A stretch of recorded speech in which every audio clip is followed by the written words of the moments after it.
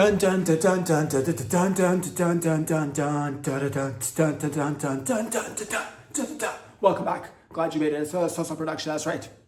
Ladies and gentlemen, thank you for joining me once again. It is June the 10th, Wednesday, the 2026. Thank you for joining me. If you're tuning in for the first time, buckle up, buckle down. If you've been with me for some time now, also buckle up, because shit's about to get...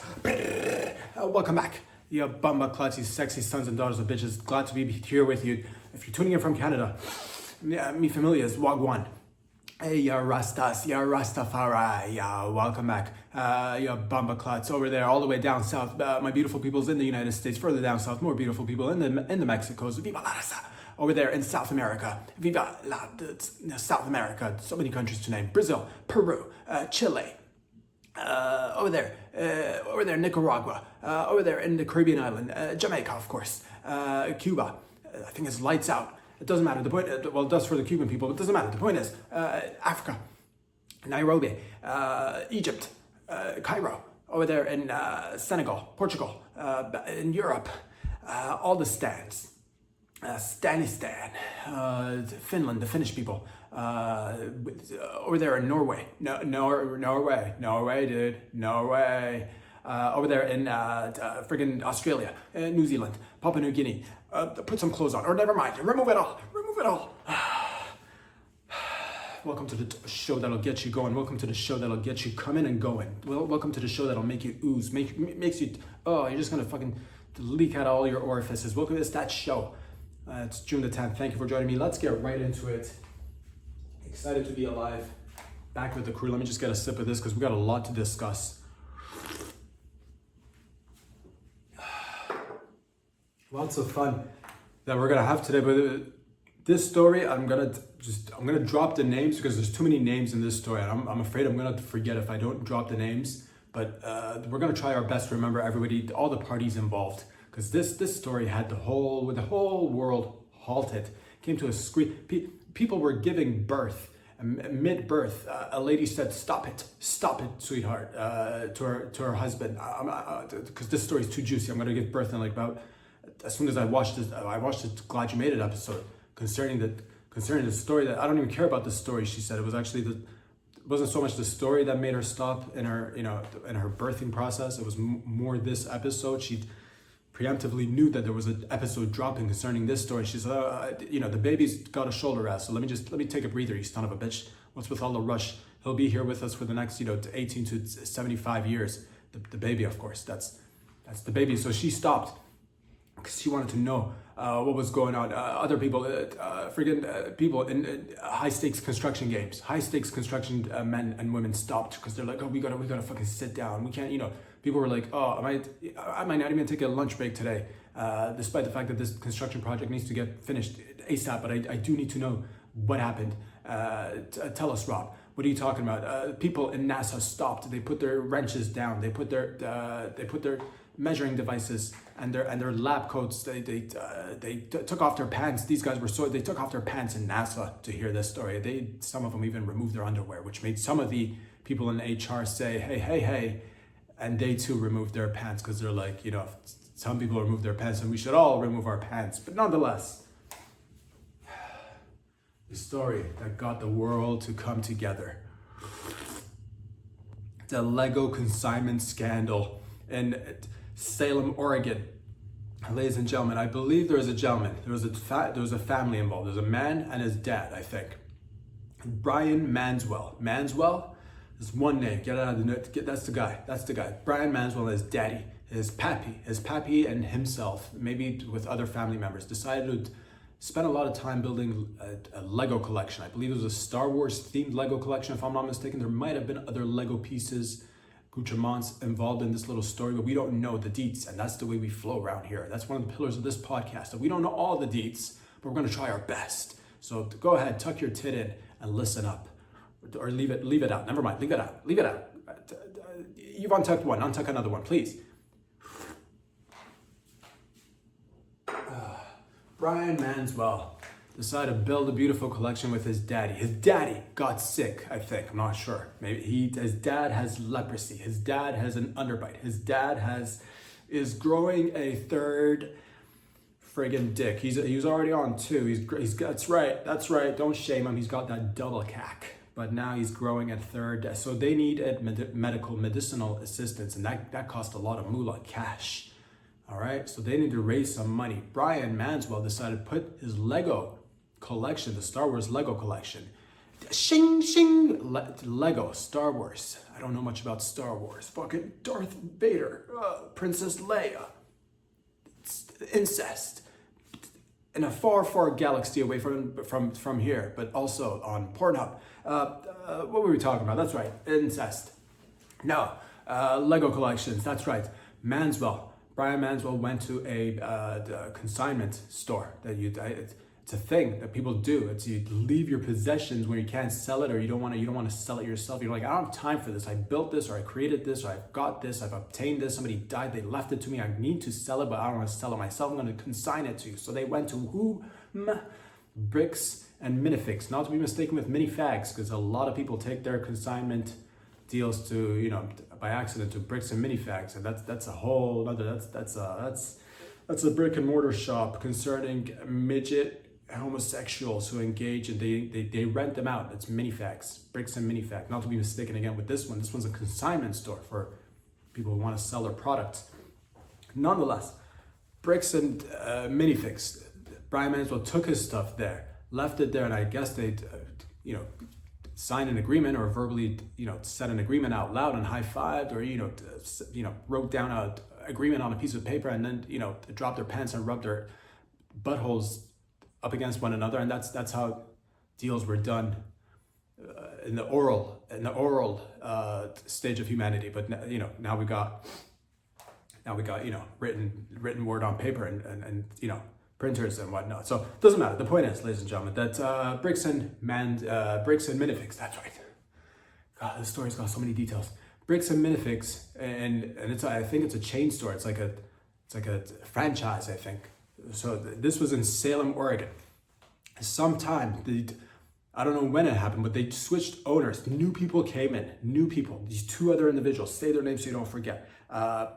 Brendan Best and Joshua Johnson came in. New owners. Old owners out. New owners in. Lego still in the store. And I guess Brian Manswell wanted to check on his Legos. He wanted to see if his Legos are, growing. He wanted to see if his Legos are, are they in the breastfeeding stage. He wanted to go check on his Legos and see what's up. And all of a sudden, the new owners, Joshua Johnson and Brandon Best, decided, I guess, wanted to gobble up the Legos, because they're like, no, we got these Legos. I know you left it with us. You left it with somebody. You left it with Bricks and Minifigs, not to be mistaken with Minifags again. It's a crucial point. But for your Minifags, needs and services, please do refer to Bricks and Minifags. They'll assist you accordingly. They're tiny in height, but they make up where they lack in height. They make up for it in girth. That's Minifags. Ladies and gentlemen, the new owners decided to gobble up, I guess, or attempt to gobble. You can't blame a person for, it's finders keepers, human, it's all of us of God. You walk into a new deal, you sign a new deal. You're now the new owner of a new place. You ended up with some stuff, and somebody else comes in with an old contract and says, I want either my Legos back or my consignment cash. You sell it. We were supposed to split the, profit somehow, whatever, 50-50. 25, 75, some percentage. I don't know the deets about consignments. I don't know how much it goes. But the deal is you leave it with somebody, they sell it, and then you get a portion of the money, and they keep some of the money as well, because you didn't do the selling. That's when you fucking outsource your selling services. There's lessons in all of this. Joshua Johnson and Brandon Best want to gobble up some Legos, essentially. They're like, you know what, we're gonna try to gobble this up. We don't know. The store is closed now. It's open again, but we're gonna see if we can keep this and not talk about it. We don't want to what's finders keepers. What's ours is ours. You left it in our store. It was a different owner at a different time with a different agreement. We're new owners, new agreement, no money for you, and that's when a YouTube hero got a whiff of this story. This fella's name, Benjamin Schneider. I want to say Ben Schneider, if I'm not mistaken. He's a famous YouTuber. He's a YouTuber, I think. He's a YouTuber. He's got a nickname. They call him Reckless Ben. He He is 6'5". He drives 2 Mustangs. He bench presses 1,500 pounds, and he goes out there and does vigilante justice for those who can't do vigilante justice for themselves because they've got like a loose they're prolapsing, and that holds them back from vigilante justice. You can't. It's difficult to prolapse, and vigilante justice is extremely difficult. So Benjamin, Reckless Ben, steps in. I don't know. I think that's what he does. I'm not sure. Successful, hero of modern day society. One of them. Reckless Ben got a whiff of the story. He decided to go serve papers to Joshua Johnson and Brandon Best and be like, you boys need to fucking pay up or some shit along those lines. These guys, I think, called the cops. The cops came in and I think arrested or tried to arrest Reckless Ben and, slapped him with stalking charges or, public endearment or something. You know what I'm talking, endangerment, or I don't even know, dude. Something along the lines of public, something public. You're going out there and you're being endearing in public, and you might be, stalking. So, and then people came out. They got quick backlash. This is why the whole world stopped, because this story is multifaceted and it's curious as fuck. People thought that the cops were kind of low key sabotaging the whole justice process, I think. I'm not quite sure. So they got a little bit of backlash there too. Apparently, I'm not sure if it was Joshua Johnson and Brandon Best. I think they reached out, somebody from Bricks and Minifix reached out to the videos dropped by famous YouTuber Reckless Ben. Somebody reached out to Patreon and tried to stop the videos from popping up on Patreon. And Patreon was like, no, #free speech, #vigilante justice, #these nuts. That's what they did, more or less along those lines. So they didn't take down the videos. And this escalated till the point where eventually the CEO of Bricks and Minifix, not to be mistaken with Minifax, came in. His name, with goddamn, there's so many names. Amon McNaff, and that's when he had enough of McNaff. That's when you had too much Mick and Mac. You're like, McNaff, that's McNaff for me. That's enough McNaff for me. Amon McNaff, the CEO of Bricks and Minifix, came in, finally said he's willing to sit down with the family, with Brian Manswell and his family, and sort it all out, and they decided to part ways with Joshua Johnson and Brandon Best as the owners, and they shut down the store in Salem, Oregon. All that to say, moral of the story, this whole story has been, again, it's stopped the world for a few minutes. And people were asking, is it even worth it to do consignments? Should we even consign things, or should we just sell it ourselves? I'll leave it up to you. Look at this little doozy right here. You thought you're just, I'm going to just consign, really, a harmless consignment, a deal with some fellas or ladies, and they're going to sell my products for me. I'm going to make some cash because I don't have the time to, do the selling myself. And my dad's going to be able to get his, his vaginoplasty done for his emergency vaginoplasty surgery. And we're going to have cash for his new vagina. My dad's going to be like in his 60s with a brand new vagina. And guess what? Fucking all of a sudden people started, getting ideas that what if we were to pretend that, we could gobble these Legos or whatever else you might be wanting to sell. And then the next thing you know, dad's vaginoplasty, I don't know what he had, all right? It could have been something far, far more serious, like a double vaginoplasty. And all of a sudden, there's no money. And you're left running around trying to, not only did you not, you lost your items, you didn't get any money, so that sucks twice as much because you don't have your items and you lost them and you didn't make any money either. And your dad's now he's getting older and his cock is getting girthier, and there's only a limited amount of time before you can give him a triple vaginoplasty. So all that to say, I say it's a coin toss. If you don't have time, I suggest maybe you should leave it with a consignment store or establishment. If you do, I recommend you go out there and sell it yourself. It's one of those things. Selling is an art. The art of the sell. The seller is the art. It's fun to sell things. Okay, just put it online, put it offline. Put whatever item you're trying to sell around your neck and flash some tits if you've got some. If you can't, produce your own tits, borrow some tits, put the items around the tits, sell the items. It's much quicker. You don't have to wait around because, you know, if it's in somebody else's store, it might not be priority. People might walk in and be like, oh, that looks like a cool Lego Star Wars collection. And then you don't know. The store owner might want to get rid of a few Vosses there. Be like, that Lego piece is all right. But you know what gets the fellas hard and the ladies wet? This Oriental Voss collection. Get this shit instead. And there you go. Another 6 months on top of the already long awaited procedure for your dad's quadruple vaginoplasty. So it's a toss-up, but it stopped the world, and people wanted to check. You can go ahead and actually give birth to your son now, so because it's important that he breathes. It's important that he does that, but nonetheless, memorable.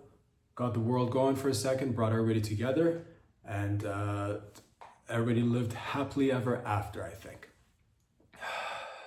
So many names in that story, goddamn. Now, the International Space Station, International Space Sex Station, the ISS, International Sex Station, the ISSS, the International the International Sexy Space Station, the ISSS station. The ISS recently had a leak on the Russian side, and they would have a leak on the Russian side, dog. They would have a leak on the Russian side, God. It's nice to work together, but also you got to keep your eyes. You got to keep your eyes on my Ruskies. You know what I'm talking about. We love them. We love them. We love the Ruskies, of course. But also it's the space. It's the sexy space station where we're on one side and the Russians are on the other side. I think I'm not sure if it's. Do they commingle? There's sides. There's different sides to this story. One could say the ISSS, the International Sexy Superstation in space, had a leak. And again, it was on the Russian side, so NASA had to go ahead and tell our astronauts, all right, tell them to fucking take shelter, astronauts, and be ready for an evac, because we don't know what the Russians did on the other side. Why is there a leak? You're looking over there at Sergey, and he's all zip, zip, zip, zip.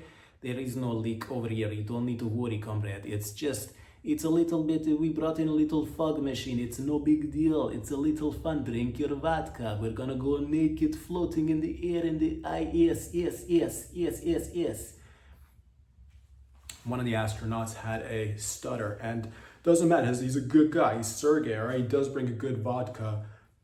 He makes it himself, and it's a hoot. You gotta have it, you gotta try it, but nonetheless, you don't know what to think when there's a leak. Did they do it on purpose? You're like, Sergey, what happened? Why is there a leak? He's like, I don't know what is going on. Why would there be a leak on ours? So maybe the leak is on yours. You're like, clearly, Sergey, I see the leak is coming from the Russian side, dog. What's going on? He's like, nothing to worry about. And he's fucking, putting his silencer on his little like fucking laser gun. You're like, Sergey, why you bringing a silencer rather, and putting it on the laser gun in the ISSS?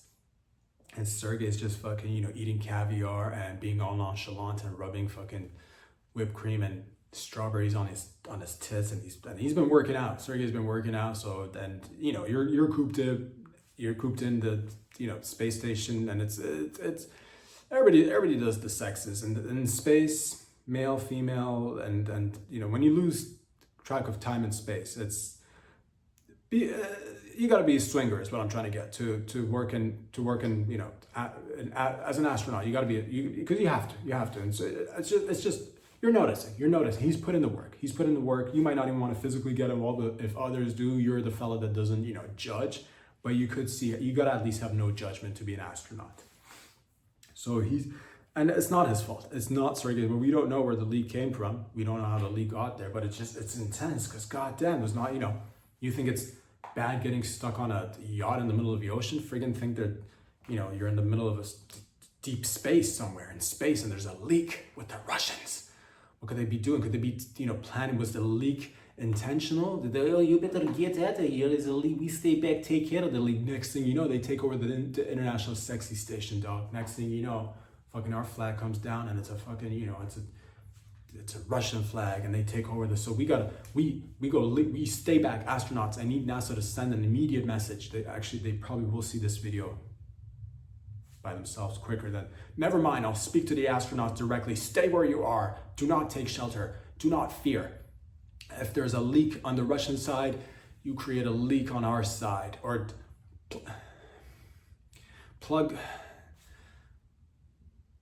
build a barrier. Build a barrier on the Russian side. Like blockade yourselves in. Build a wall.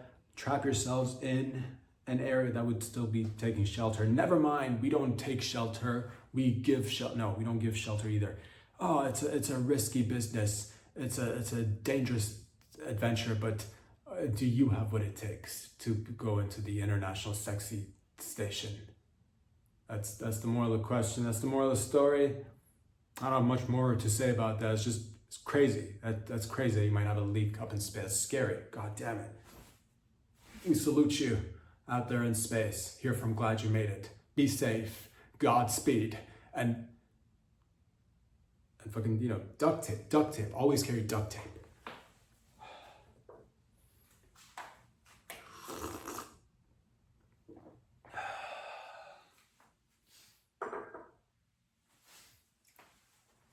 Perveen, that's a gentleman, that's a physicist from the Bronx. Perveen, that's all I know about him. I don't know his last name. It's called his name is Perveen, if I'm not mistaken. Praveeen.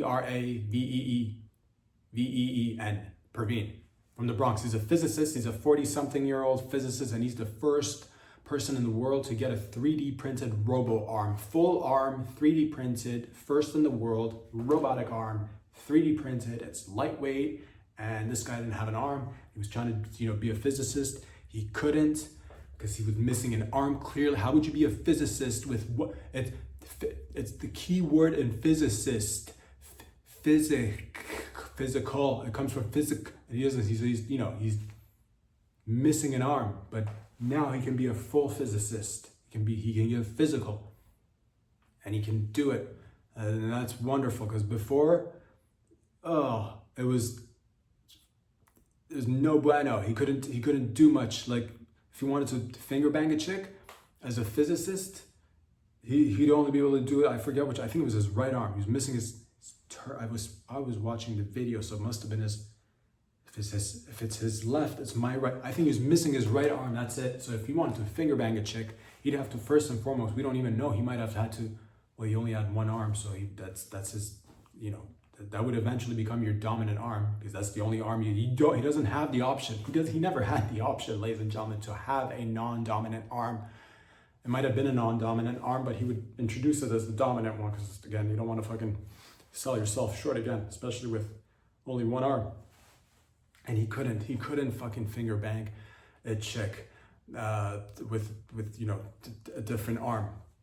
Or let's say there was an occasion where it was like a physicist reunion, and they were like, each physicist gets a couple of lesbians and you get to finger bang them simultaneously. And all his colleagues, the physicists in New York, were fucking double finger banging les chicks at the venue. And fucking Perveen, poor guy, had to fucking finger bang like one lesbian and be like to the other one, like, you wait your turn. And the other one would get bored and, she'd fucking start smacking her gums, and I don't want to wait. I don't know why you gotta, and she made a whole thing, and then the other one got uncomfortable. It was like, she couldn't come because of her, her counterpart lesbo partner. And then so Perveen was like, okay, hold on, I'll maybe, I'll licky and then finger fuck, maybe we could switch it. Like maybe we don't get you to full climax, and that's when I switch over to the other one, and it just turned into a nightmare. But luckily, thanks to 3D printing, which makes things cheap and accessible. How cheap? The cheapest. I don't know the prices, to be honest, but cheaper than what it would have been before. Cheap, all right, and quick too. 3D printed, and it's a full arm, not like a nub. We've seen nubs before. This is a full arm, and it equips you with 3 speeds of finger fucking capabilities. I think it's like slow, medium, fast. You can tweak it. I've heard online you can tweak it. If you can actually jailbreak it, you can actually make it go twice as fast as the fastest speed. So that's like 6 times as fast. So you're finger banging a chick and you get to make her come in an instant. And that opens up a whole new can of worms, because now people have to decide. They're like, Perveen was a good guy, physicist, used to not be able to finger bang as much, but he did what he could. But now that he's got this arm, it's Puss City, and he's doing physicists, and he's finger banging, and you know how chicks are, they chat with one another, and word gets out, Perveen's really good at finger banging now, and everybody's going to Perveen to get finger banged, and all of this spirals quick. The local physicist community in New York, they hear this, and all of a sudden they're losing chicks by the dozen, by the hour. They're losing a dozen chicks per hour to Perveen. So now they're resorting to removing their arms so that they can get bionic arms. Some of them have been reportedly removing both their arms to equip themselves with two, not one, but two 3D printed robo arms so that they can finger bang those lesbians at the convention, just like Perveen. But which begs the question, if people start seeing better results from 3D printed robo arms, will they replace their regular arms for robo arms and other body parts as well? Tune in a few years. We'll see where this goes. Until next time, we'll keep watching, because we're still going. But let's watch this in the future, and we'll see if we're bionic or not. Shout out to Perveen and big robo arm, big 3D printed robo arms out there. Fuck, man, they make them squirt faster. You can't compete with that. It's, we took the wonderful world of vibrators and we attached it to a man, and is it too much power for one person? Who knows? We'll find out. All right.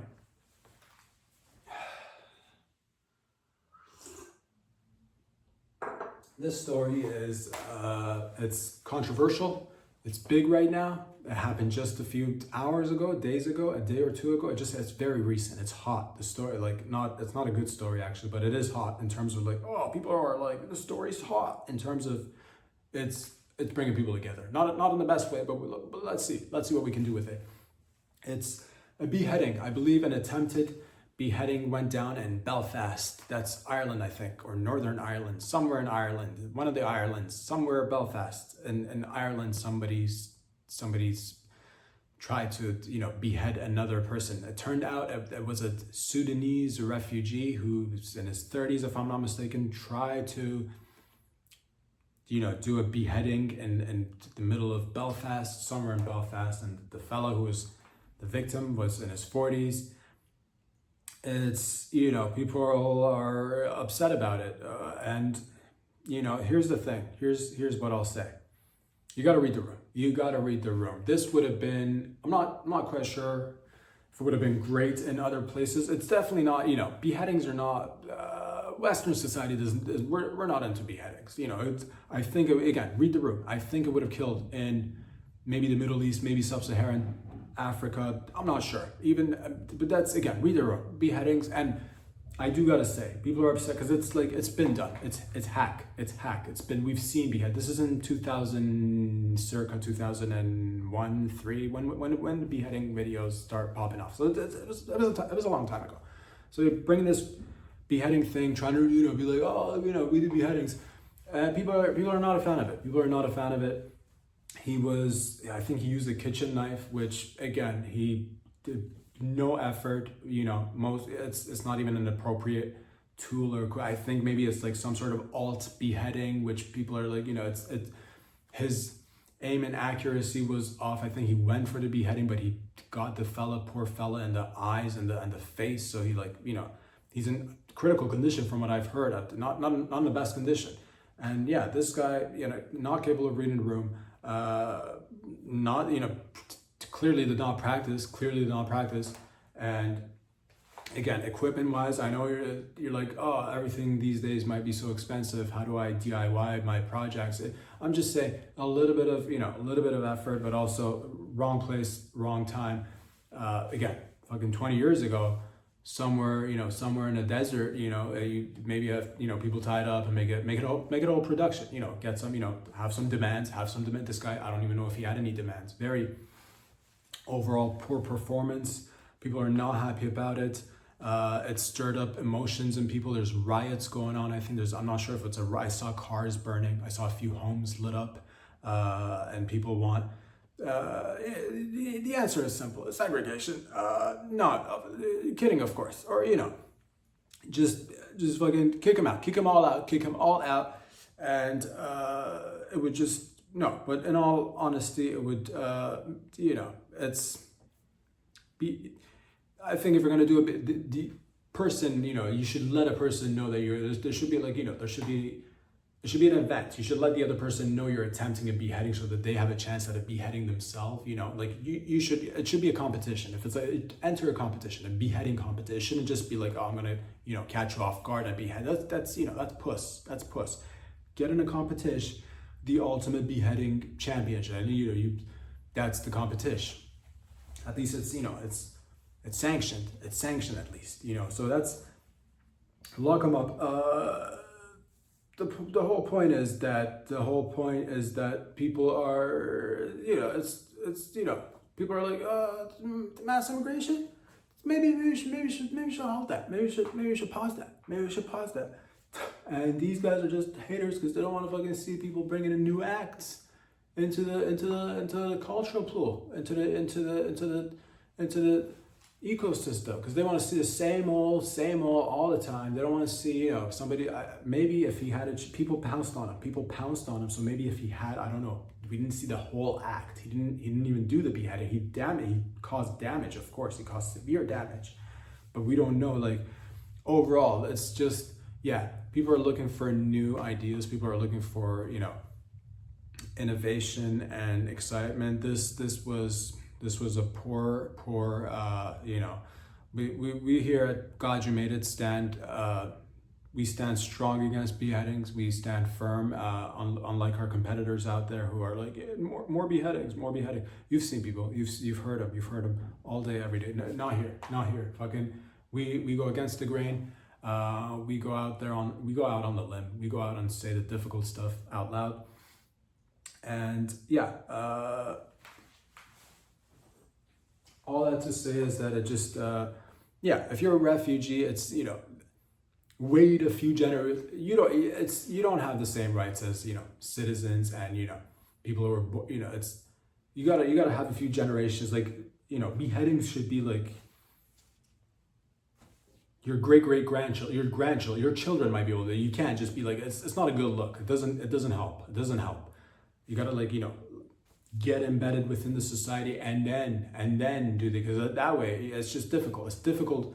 Like, my heart goes out to everybody out there, of course, like, people of Ireland, and it's not easy being a refugee either. I get that, but this is heinous. It's heinous. It's disgusting. You use like a kitchen knife with, some sort of like, fucking, a butter knife or something. It's disgusting.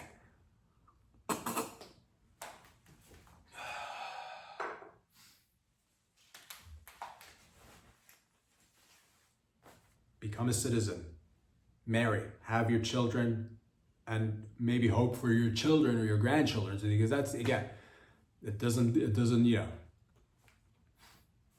it's not a good look. It's not a good look, but nonetheless, what have we been talking about, ladies and gentlemen? That's right.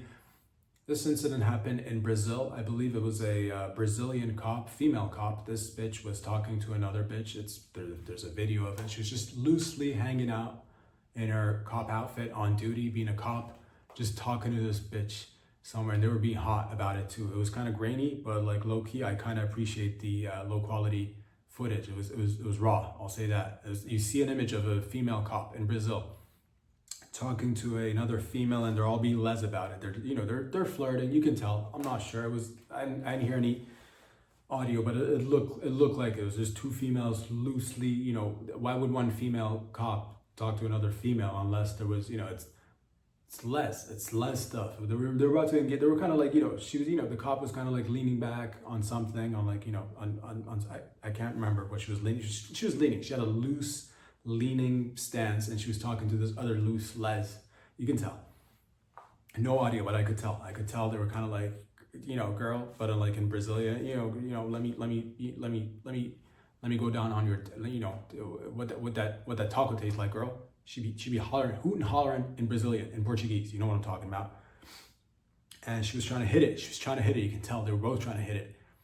Do you want to do some Brazilian, martial arts and, grapple, and then also, 69, but in Portuguese. You want to play some Brazilian beach volleyball in our beautiful Brazilian bikinis and eat some tacos.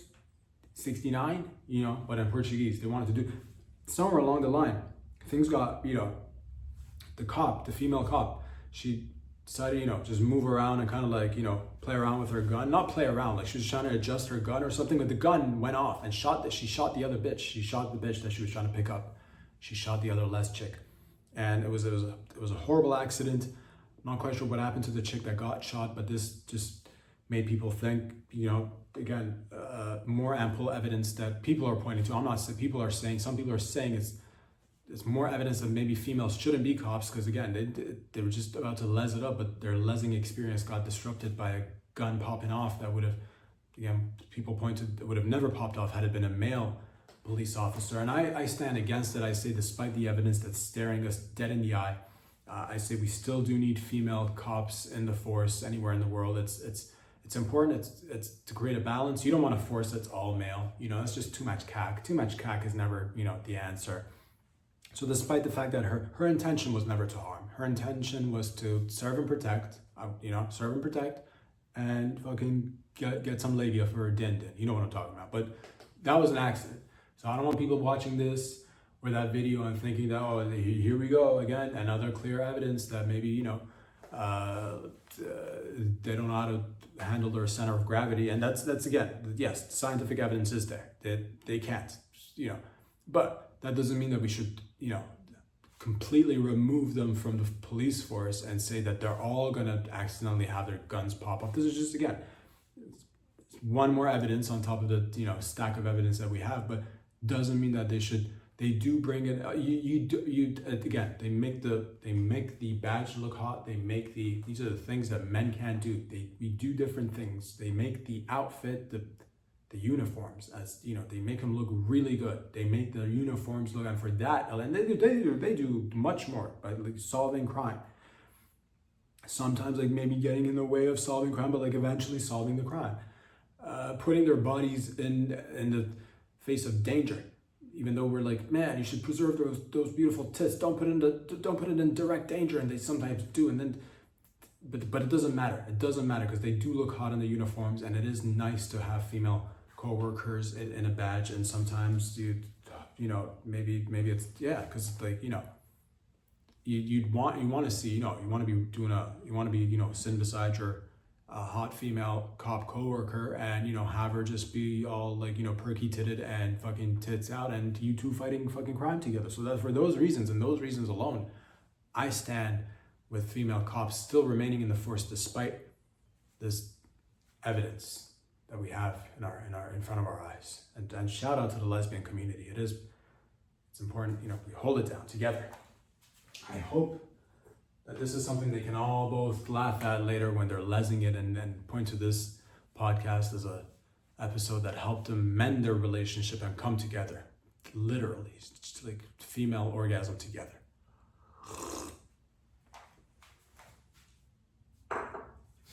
This is a serious, if I may be serious for just a moment. Canada has decided to join the likes of the beautiful Australians and the UK and other places in the world who are doing this. Promoting and eventually going forward, I think they want to implement this. They really want to implement this social media ban for under 16s. It's a little tricky because they're going out there saying we need to protect the kids, we need to protect the youths, we need to protect the the young hoodlums from getting online too early. And in order to do this, we must use friggin' some sort of verification, age verification online. So again, they're going in there saying that we need to protect the youngins. And how do you do that? You implement it through age verification, which leads us down a path of even more loss of privacy and anonymity for those individuals who care about it. I'm not too sure if anybody does anymore, but if you do, it's just another step towards getting rid of more privacy and anonymity out there. If it's gonna happen, I feel like these things are somewhat out of our control because it just gets, I don't know how it gets started. Some people toss out the idea, it's one of those, globalist ideas, digital IDs, digital currency, more mass surveillance, all that jazz. They're doing it little by little. If it does get implemented, which seems like sometimes things just, again, are, I don't know how these things happen. to be honest with you. But if it does happen, I say let's have fun with it. Let's have fun. If we're gonna ban people, let's have fun with it. I say the ban shouldn't be permanent. I say we ban like different groups for different periods of times. You know what I mean?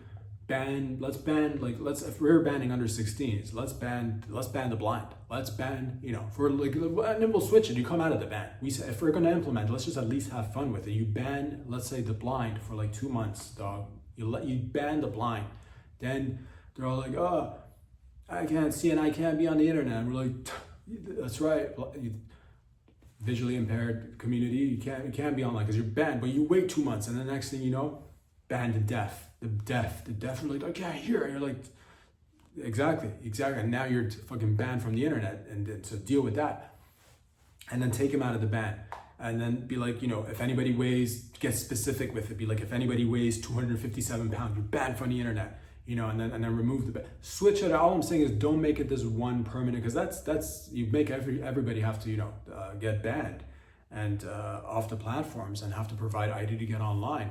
It becomes a little bit like, oh, we're gonna, it seems like it's no fun. It seems like it's no fun. Or be like, if you're, if you're like 6'3", fucking banned from the internet, dude. Banned from the internet. We don't know how long, because where you couldn't just settle for 6 feet, you had to go 6'3", you son of a bitch. You have to go for 6'3". You're banned maybe ban them for life. Maybe ban anybody above 6 feet. Because why would you, the rest of it is just excessive. The rest of it is just excessive, really, it is. So ban them for life from the internet and social media.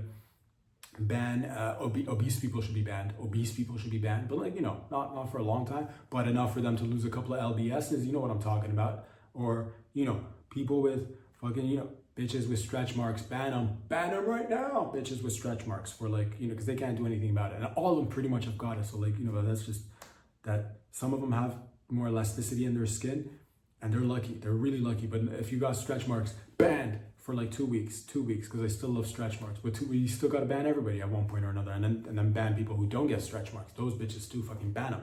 And then ban the fellas. Ban fellas with loose nuts. You know what I'm talking about. The ones that drag to the knees, banned for 3 months, dog. 3 months. And then reverse the ban and then ban the fellas with high up nuts. You know what I'm talking about. The fellas that their nuts they're always cold. How you walking around with those tight nuts, dude? How you walking around with those tight nuts after all them years?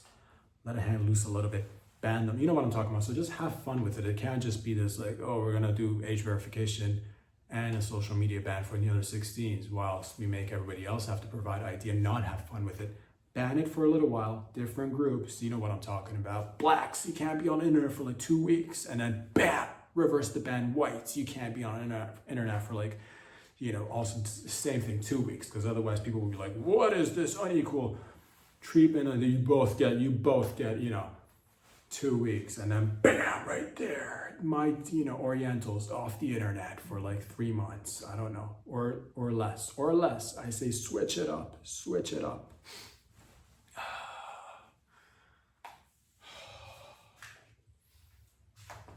All the whilst that this was going on, I just want to take this time to say l'chaim, to say shalom, Shabbat, mazel, and congratulations to Israel for doing one of the most savage business deals in the history of humankind. Not sure if it's happening for surezies. I think it's happening for realsies. I think it's happening. Legislation there's a bill, I think there's a legislation that's trying to get passed, I think, that's trying to marry the US Army with the Israeli Army and make it into essentially one army. That they're gonna do a double helix and fucking kiss right there on the tip and become one. And that's the most savage deal of the century probably going down right now. And some people are wondering what's a bigger story, the Lego scandal or this? I would still say the Lego scandal is probably bigger than this. But yes, no, that's insane. That's one of the biggest deals of the century if it goes down. Again, it's never been done before. I don't think, at least I've never heard of two different, people have made coalition, but officially to become one in terms of our army is their army and their army is our army, dude. That's take note out there. Savage business deals out there. If you let's take this opportunity to learn of how to do business whilst, everybody else is busy doing this, that, and the other. You just acquired the largest military in the world without doing much, by just doing legislation, which is like slang for, I think, again, more lesbians. The legislation, it's got les rooted, you feel it, there's some sort of les activity going on in there, I think, as well. Nonetheless, congratulations, mazel tov. If anybody else is out there saying, you should have thought of it first, you should have done it first then, all right? You snooze, you lose. Who does this benefit? Benefits some more than others, and that's where people decide that whom do you think will benefit out of this deal more? And that, congratulations. That's fucking, savage business deals.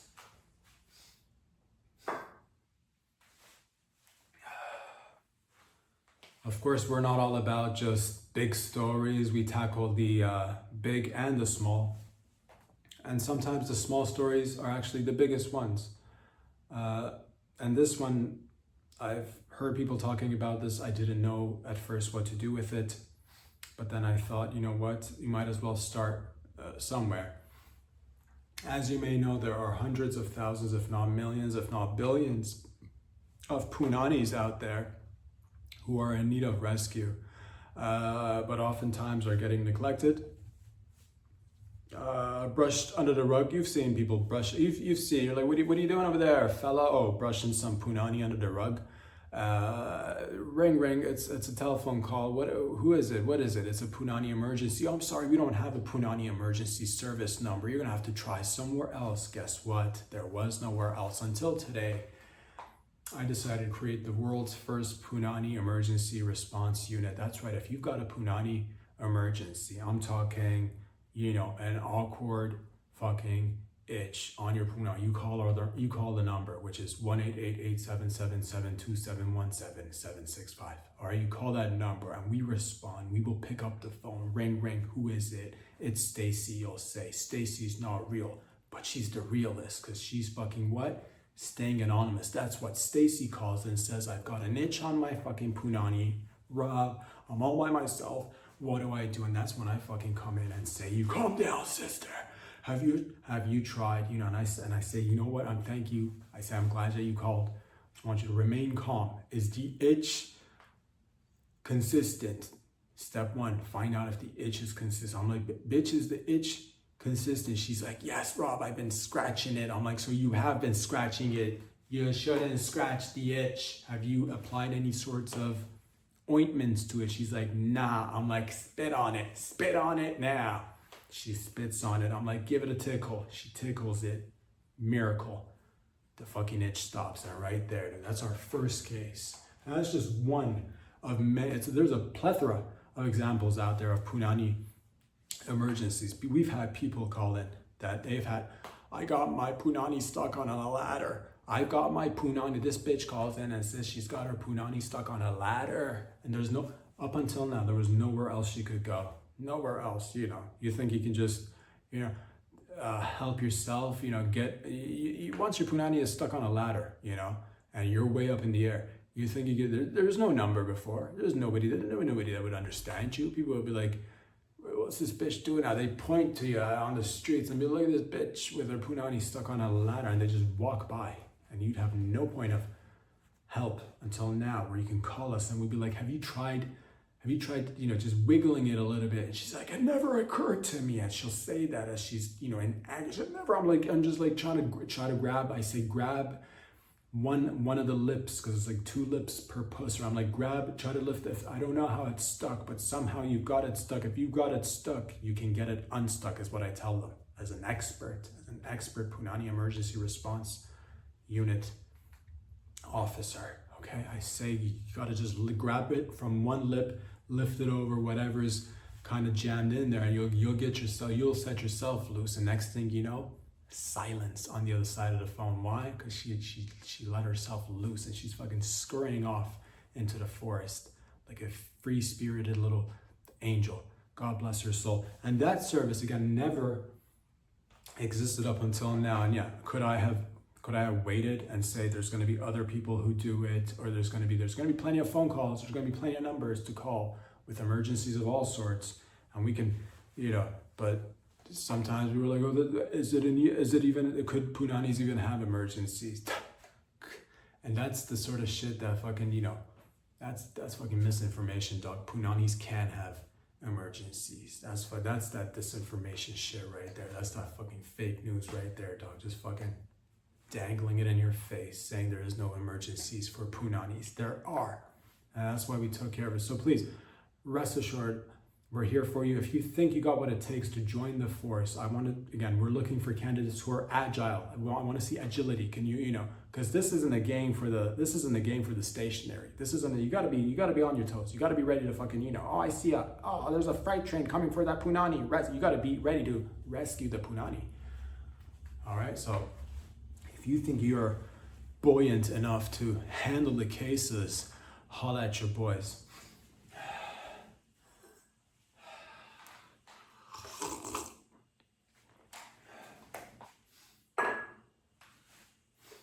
I heard about this. Of course, I want to nip it in the bud because it's just it's gone on for too long.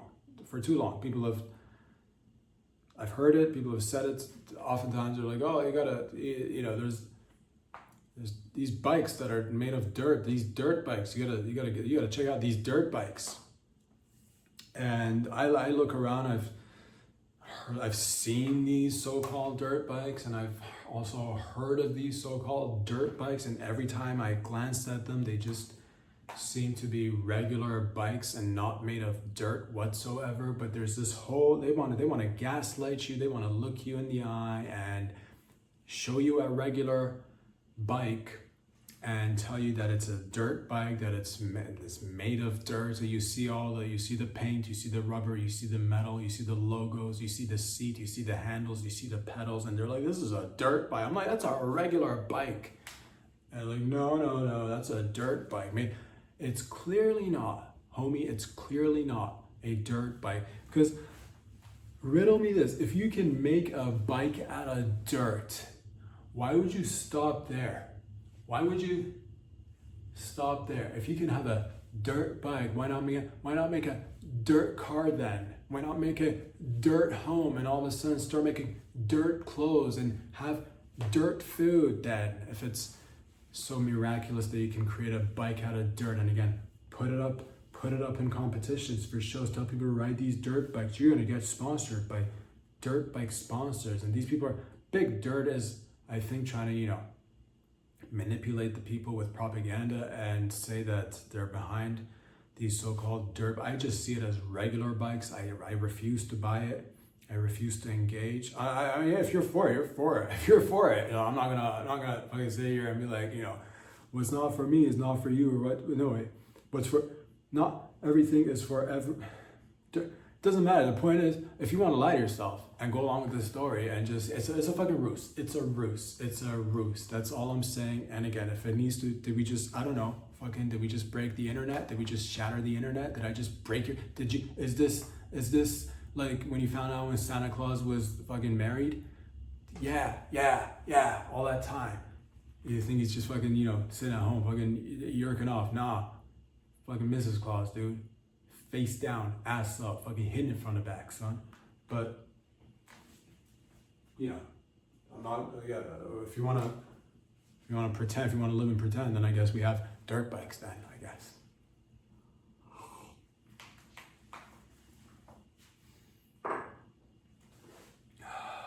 Arigato.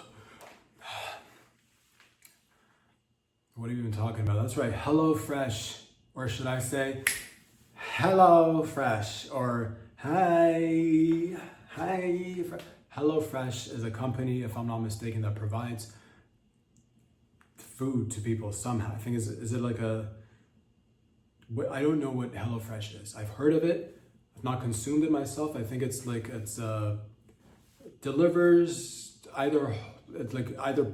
it's prepped meals. I think they're in prepping food. They meal prep for you. I think they meal prep for you, or help you meal prep, or put you in contact with somebody that knows how to meal prep. I don't know what they do, to be honest. It's a food company. It's a meal prep company, And this month is June, and I guess it's Pride Month, and they decided to go, you know what, we're in the food industry, but because of Pride Month, we're gonna turn our food gay, and because of that, again, they're switching their hello to a feminine hey with a fucking just hi. Like I don't know how they're changing things for this month. I don't think it's permanent, but they're like Yaza,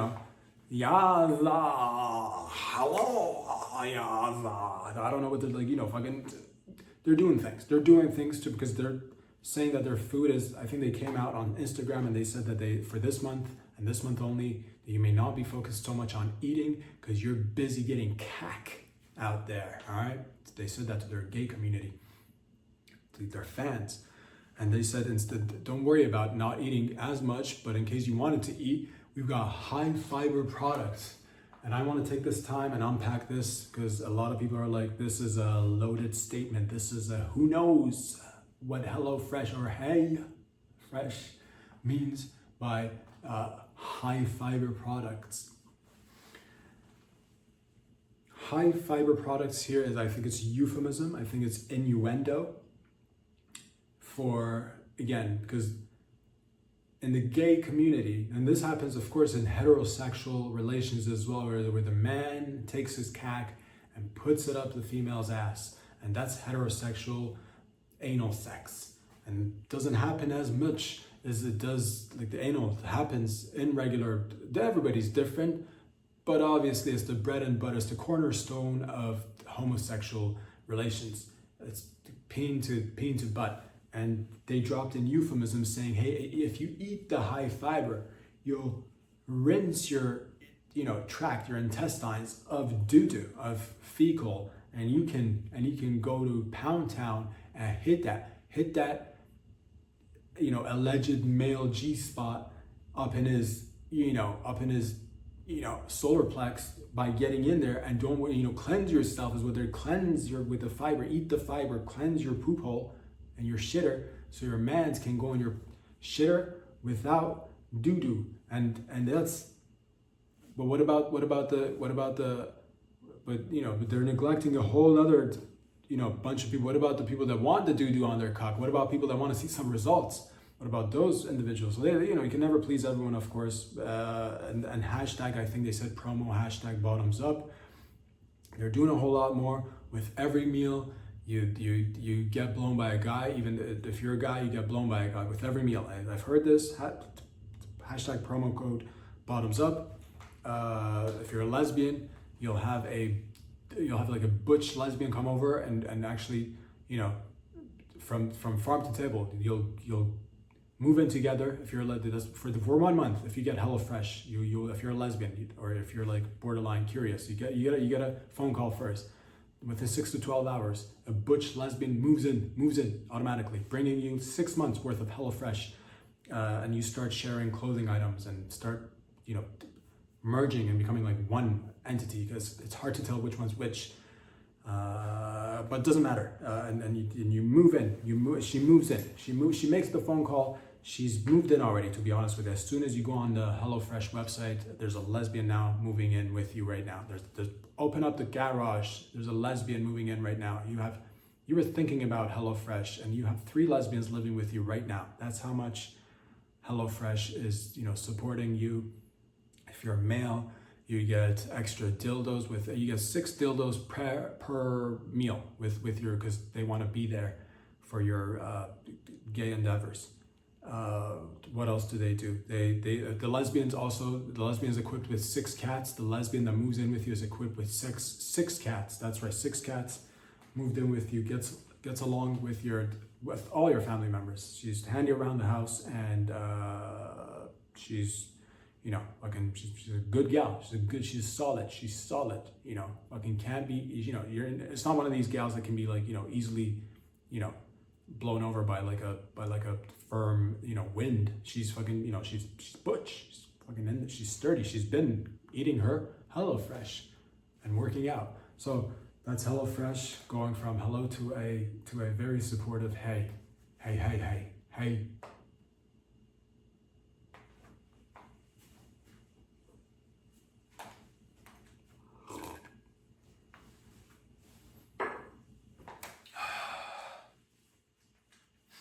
a celebrity Chinese dog just got eaten in China, and this story got to me because I love animals. I love dogs. It's just it happened. It happened in different places.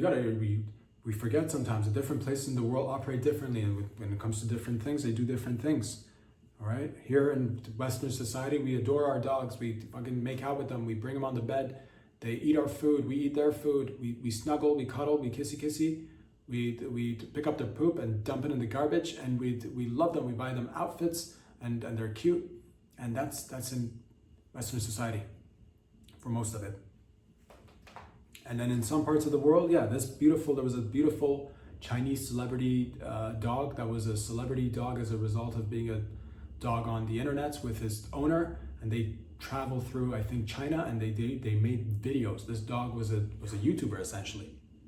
That's why, that's one of the reasons why my heartstrings got, because from like fucking YouTuber to YouTuber dog, this is fucking, and this dog was living his best life. Imagine being a good boy. Imagine being a little fucking good boy. And you're like, I'm the best fucking, you're a little beautiful fucking pooch out there living your best life. And then you happen to, fucking stumble into podcasting, content creation. Now you're fucking, now you're like fucking getting it. Now you're getting paid. Sponsors are coming in. The show's picking up. You're fucking, traveling, eating the best food, giving reviews, not giving reviews, eating the food, throwing up the food because you're just like, I'm a baller now, I get to throw up my food, I'm fucking bulimic, and you're like fucking, living the life essentially through bulimic activities.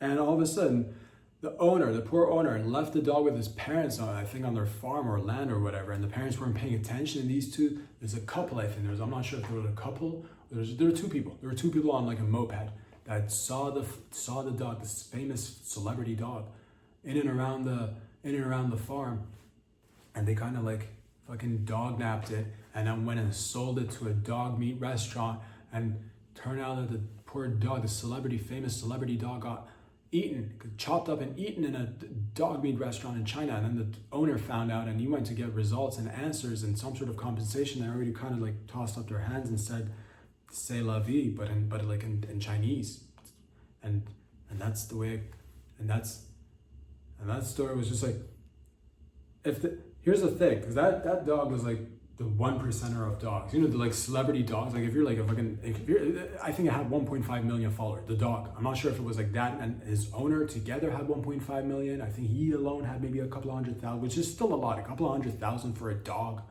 That is a lot of. So it was a big deal. It was a big deal dog. It was a big dog. Not a physical. Not sure actually. I didn't actually see the dog. It's like, let's just say medium-sized dog, small to medium-sized dog, probably. But nonetheless, so that was like a celebrity dog and like living an elite life for a dog.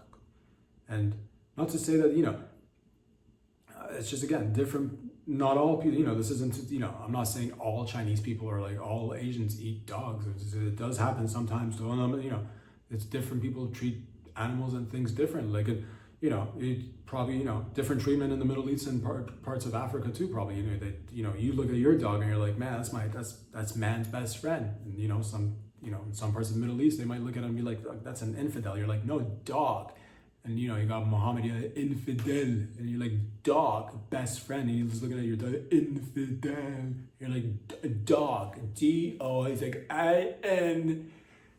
And so, it's just different cultures doing different things. But, shout out to this, dog, rest in peace. Also, kind of like low-key, it feels like if you were gonna eat a dog, I feel like he didn't even get his, like, he could have raked in more money if they knew he was a celebrity dog, and they're gonna, because like, I guess like regular dog is just like regular dog prices in terms of like, if you're gonna eat regular dog, that'd be like a regular price tag. But if you found out like if you're like eating, I don't know, if you're like eating the J-Lo of dog, I don't know if he's like the J-Lo of dogs, but like whatever, and like they're, in Chinese, whoever their version of, or whatever, fill in the blank, just put a name, and like, I don't know if it's like the, if you're like eating the, Tom Cruise or like Brad Pitt, the dog entertainer, if it's like, he could have gotten way more money out of it. Like they could have all gotten more money out of it. The thieves, the dog nappers, and the owner. If the owner, he probably wouldn't have done it. But if like, if he had no option and they're like, we gotta eat your dog, and he's like, well, he's no regular dog. Look at all these fucking, followers. it would have been a more pricey, item on the menu. But nonetheless, our hearts go out, and this is that's the way she blows, or it's the way she turns, it's the way she spits.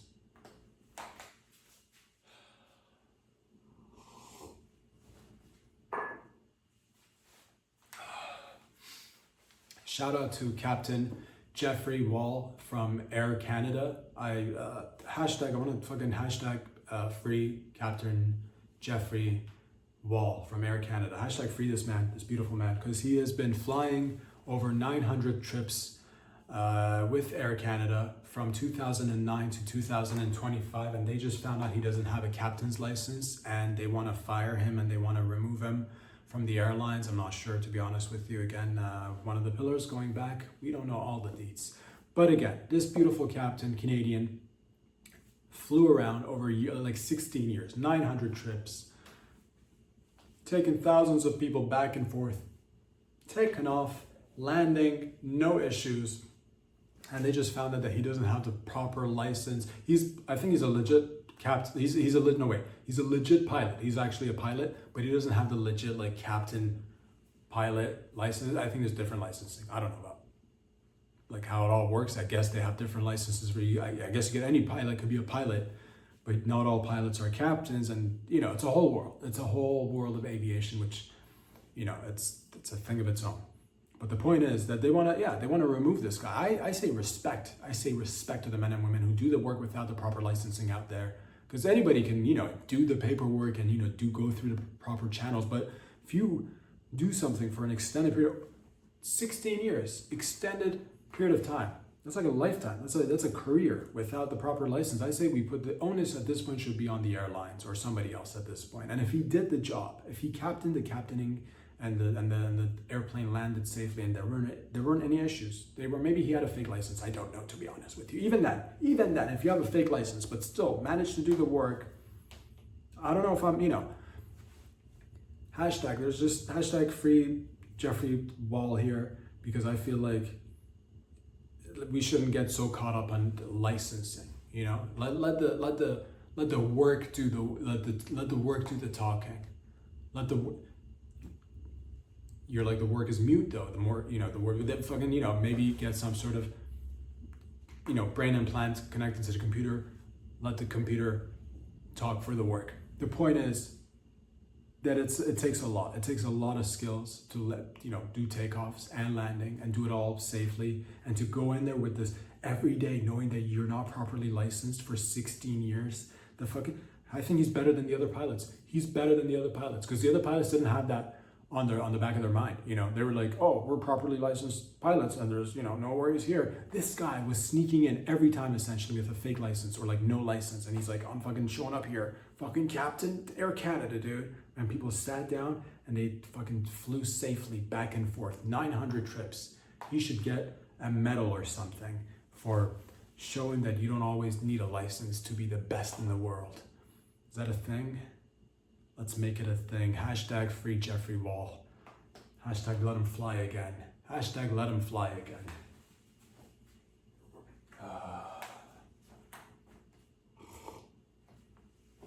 A 37-year-old Brazilian bitch fooled her parents, new parents, she got adopted. A 37-year-old Brazilian bitch got adopted by parents who were looking to adopt, and she fooled them into thinking that she was actually 12 and running away from abusive parents. I'm gonna side with this story. I want to side with the late term adoption. First and foremost, a lot of people are like, oh, she shouldn't have. And there's like an image of her being a 37-year-old, woman. She's not a looker. But nonetheless, I do give it up where I gotta give it up, and I gotta give it up for the late term adoptions. Because a lot of people are like, well, we want to adopt, but the baby's got to be, fucking new or close to it. They don't want to take a baby that's, an elder, woman. And that's ageist, dog. There's so many things that a baby can't do, but like a 37-year-old, first of all, she fooled you into thinking she's 12. And that is, I don't know how she did, because it's hard. It's hard to look at her and be like, she's 12. She's nowhere near like 12. Nowhere near 12. Before I even knew her age, I looked at her and I thought she was in her 40s. But nonetheless, the point is, she somehow tricked or manipulated these parents who were into adopting, thinking that she's 12. The onus at one point has got to fall on you, though. If you look at a 37-year-old woman and you think she's 12, you should adopt her. And I think you either have fallen for it, which I guess it could happen, or like low-key, you wanted it to happen. You wanted it to happen. You wanted to adopt a 37-year-old. You wanted to adopt a grown woman. I'll just say it. You want to have an open relationship. Let's just put it on there. You look at a 37-year-old woman and you think she's 12 years old. Just come out with what you're really looking to do. And that is not to adopt, but to have a threesome. And I say do it. Not with your, I guess, don't adopt her and have a threesome with her. Just have a threesome with her. Nobody's stopping you. I guess you could technically, I don't know, that'd be incest. What? I'm not sure, to be honest. It's gray areas. I'm not quite sure, to be honest with you. But what I'm here to promote is late term adoptions. Because again, babies, you're gonna have to wait a whole long time before they start, paying you off in some sense. 37-year-old or a 12-year-old comes into your life, you fucking start putting them to use. You start making all sorts of, you put in whatever business you got. You put that baby in the business, a helping hand. Not too long ago, you had babies so they go and work on the farm. Now, whatever your modern day age farm is today, whether it's a electric vehicle company, you put them in that farm, get the kid to work in the family farm, or a kitchen or like a restaurant, put the kid in the restaurant, a helping hand is what I'm saying. Baby can't do that. Baby's just gonna be fucking, it's gonna be like a baby that's not yours, so you're not gonna be lactating, but like she still wants the milk and you're like trying to like get yourself to lactate, and that's a lot of pressure. I guess, and you're gonna have to have prepared for the lactation to kick in months, probably even years beforehand, getting your husband to like suck on your tits to the point where you lactate, and then once the baby comes, you're lactate ready, and that's not always gonna fly either. It's just a whole lot. Whereas a grown woman, she could again lift heavy stuff, probably get on the computer and do some work, file some taxes, fucking help you change a fucking a windshield wiper or something. Whereas a baby is reliant, time consuming, you never even know what you're gonna get. But that's 37-year-old, like 12-year-old, you know what you're getting. And don't knock it just because it's old and you're like it's got some mileage on it. That 37-year-old, if it schemed you, maybe it can scheme some other people. So put her to good use, and congratulations on your new family member.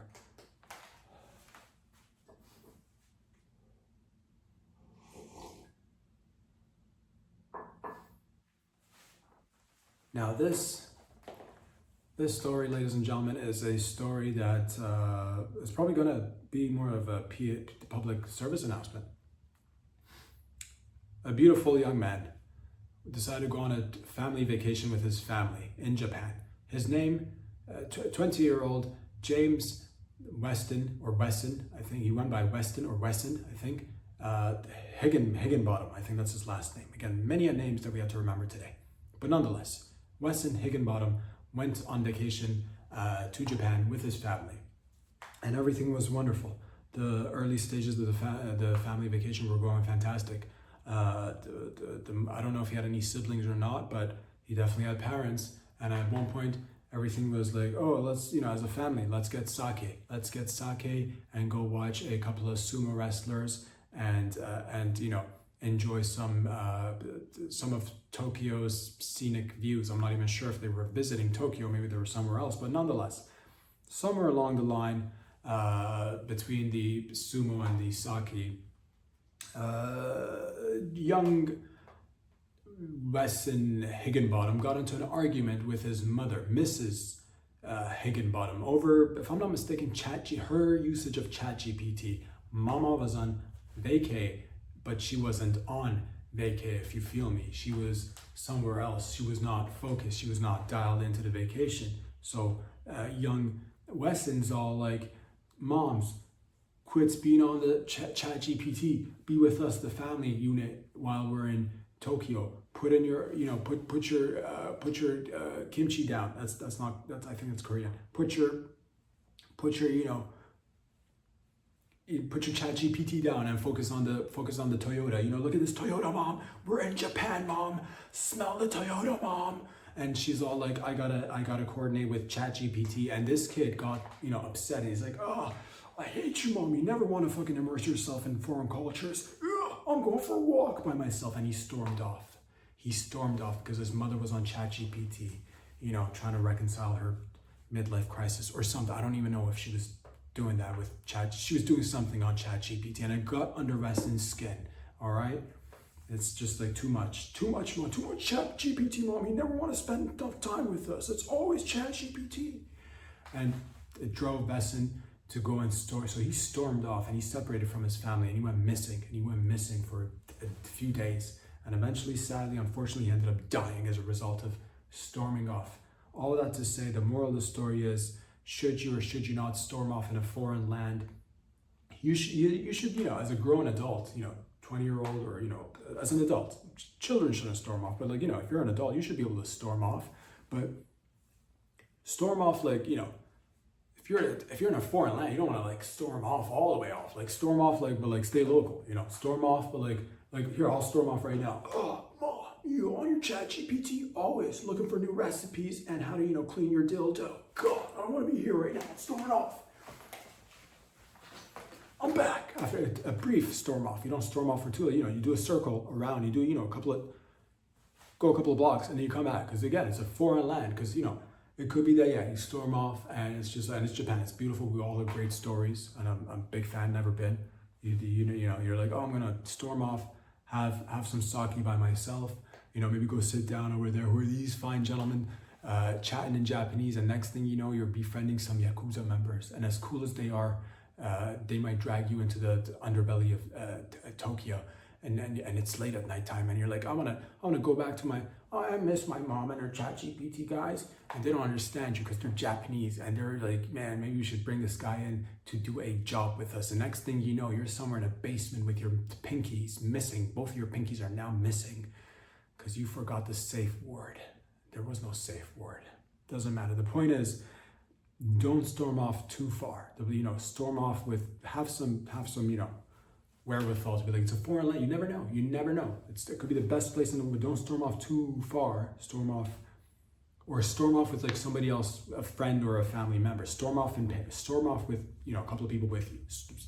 Unless you're and I get it. If you're solo traveling, if you're solo traveling, that's different though. You're just a solo traveler. Then you know what you're doing out there. If you're solo, that's what they say. If you're solo, you know what you're doing out there.